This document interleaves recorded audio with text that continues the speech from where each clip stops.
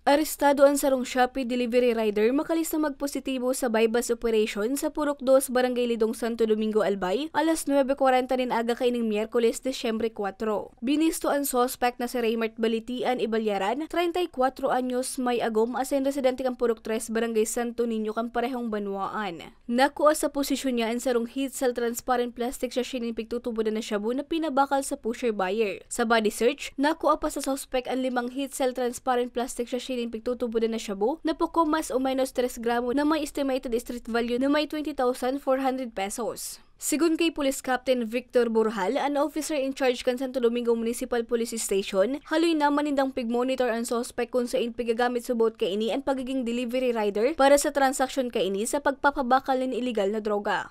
Ini pong nadakop ini po, dati mo po siyang nag-job order sa LGU, so nahalingani po siya, bali sa information, yung ngani po, deko po validated, involved po ngani po siya sa drugs, so hanggang po nahali siya duman, nagtrabaho po siya sa online delivery, so siguro po kasi yan po talaga ang bisyo niya, still ganun pa man, yung ganun pa rin, nagagamit siya, hindi nagpapabakal man po siya sa ikang droga, nasabi ngani po kasubago na hali mismo sa Legazpi ang items niya.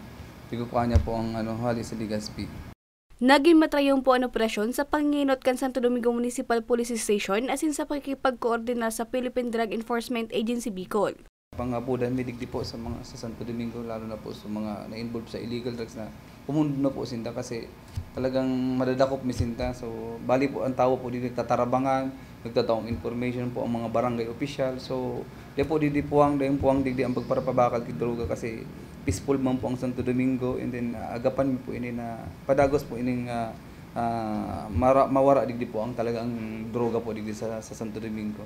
And then nagpapasalamat man po kami sa mga nagtabang po para magkaigwa po mga information, nag-uusip po digdi na para po protektahan man ang sain-sain ng barangay. So tako lang pasalamat mi po sa mga barangay officials. Sa presente, nasa kustodiya naman kan Santo Domingo Municipal Police Station ang suspect asinahampang sa kasong pagbalgar sa Section 5 asin 6 kan Article 2 kan Akta Republika 9165 ang pagbalgar sa Comprehensive Dangerous Drugs Act of 2002. Para sa mga baratang tatak Bicol, Regine Boy.